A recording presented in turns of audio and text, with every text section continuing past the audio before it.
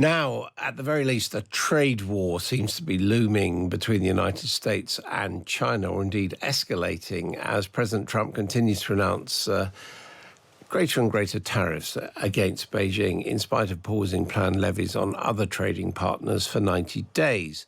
Washington, D.C. has announced tariffs of 145% against imports from Beijing, and the Chinese, in turn, have retaliated by imposing 125% levies of their own, although they do say they're not going to get into a bidding war on tariffs with America. China is not backing down, however, and Donald Trump insists that, in the end, they do want to make a deal. China wants to make a deal. They just don't know how quite to go about it. You know, it's one of those things they don't know how quite. They're proud people. And President Xi's a proud man. I know him very well, and they don't know quite how to go about it, but they'll figure it out. They're in the process of figuring it out, but they want to make a deal. Well, joining us now in the archive is Martin Jacques. He's a China expert and the author of When China Rules the World. Hello to you. Hello. What do you reckon? Does China want to do a deal with Trump? Well, certainly. In principle, China would like to have a much better relationship. But in the light of Trump's imposition of such a huge tariff without any consultation, without any discussion whatsoever, the Chinese were left, in my view, with no alternative but to say, well, we'll give like to like and impose a very high tariff barrier. And the consequence of this is if this situation persists, then trade between the United States and China will be close to zero. Well, let's go back and look at US-Chinese relations. Of course, the People's Republic of China came into existence in 1949 after the Second World War, and called Red China by the Americans. It seemed to herald decades of confrontation. Here's a public information film created by the CIA from 1967. We of the West have been excluded from China. We can pace along this barbed wire border at Hong Kong and try to squint inside or strain out sounds. But all we hear is echo of disaster, past and present. When we ask why, there is no other book of answers but the history of this century. For both of us, Chinese and Westerners, have shared the blunders that transformed our greatest friend in Asia into our greatest enemy. And Martin Jacques, I mean, that was because of the ideology and indeed the actions of the communist regime in China, wasn't it? Well, I mean, it was because America had refused to recognize China as China after the Second World War, well, after the revolution in 1949, and instead recognized Taiwan as China. So this great, huge country was invisible. But there was also the Cultural Revolution, which, could not be supported in any way by the West. Yeah, I mean, the Cultural Revolution, I mean, the whole period under Mao was volatile. And by and large, China had very little relationship with countries outside anywhere in the world, actually, apart from a period when it had a close relationship with the Soviet Union. But that broke down in the 60s as well.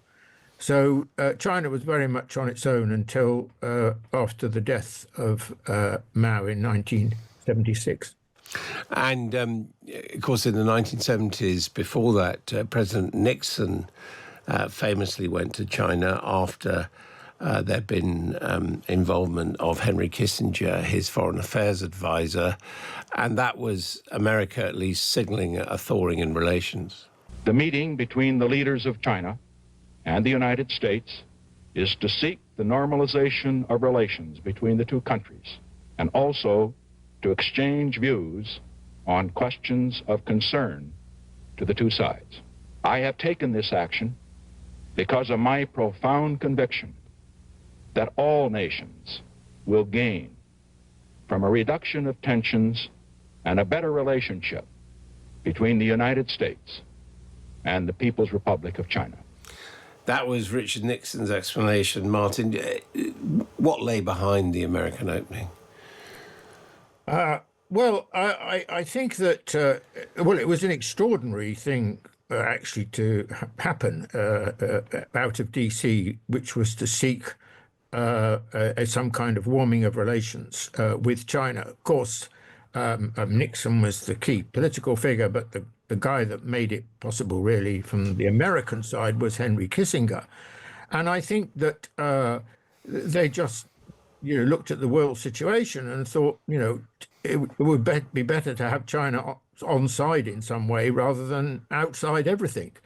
And of course, there was also a calculation to do with the Cold War, which was, although the Soviet Union and China didn't have a very good relationship at this time, the fact was that by developing a relationship, but the US developing a relationship with China, which was relatively friendly, I mean, this was a really historic moment, it really had an effect on the Soviet Union, negative effect on the Soviet Union, and was probably one of the factors that hastened its collapse.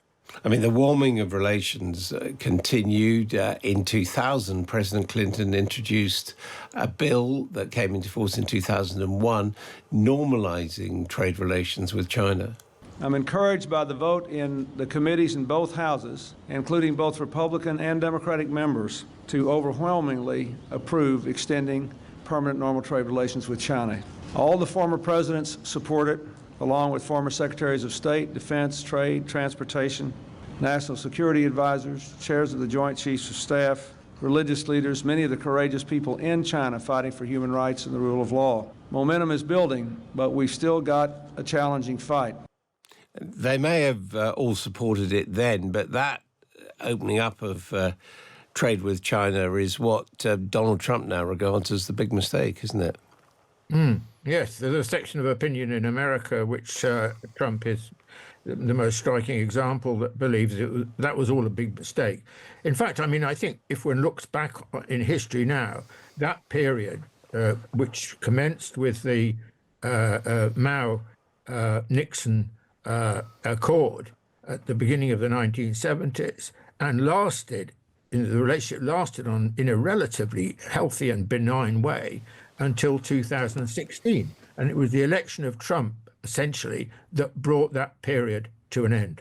Yeah, as you say, because under Obama, immediately before the first presidency of Donald Trump, things, he talked about the pivot to Asia and relations seemed very friendly indeed.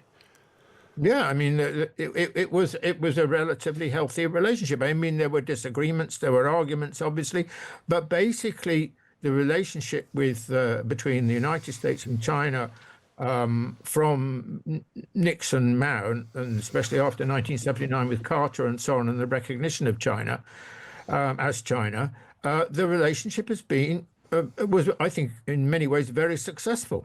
Let's just listen to what Barack Obama had to say. As a result of our efforts, our two nations are working together more closely across a broader range of critical issues. And our cooperation is delivering results for both our nations and the world. Since I took office, American exports to China have nearly doubled and now support nearly 1 million American jobs. Chinese investment in the United States helps support jobs across our country. We partner to address global challenges, whether it's promoting nuclear security, combating piracy off the Horn of Africa, encouraging development and reconciliation in Afghanistan, and helping to end the Ebola epidemic in West Africa. That was Obama talking about cooperation, Martin, but some would say it wasn't just Trump, it was also the ascendancy of President Xi Jinping that who took a much more aggressive line towards the West. I think there were two assumptions on the part of America during that long benign period from the early 70s until 2016, and there were two assumptions that probably informed the American approach.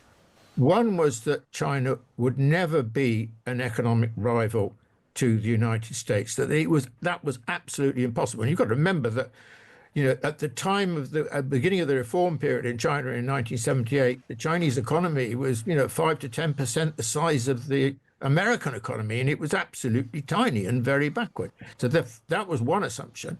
And the other assumption was that as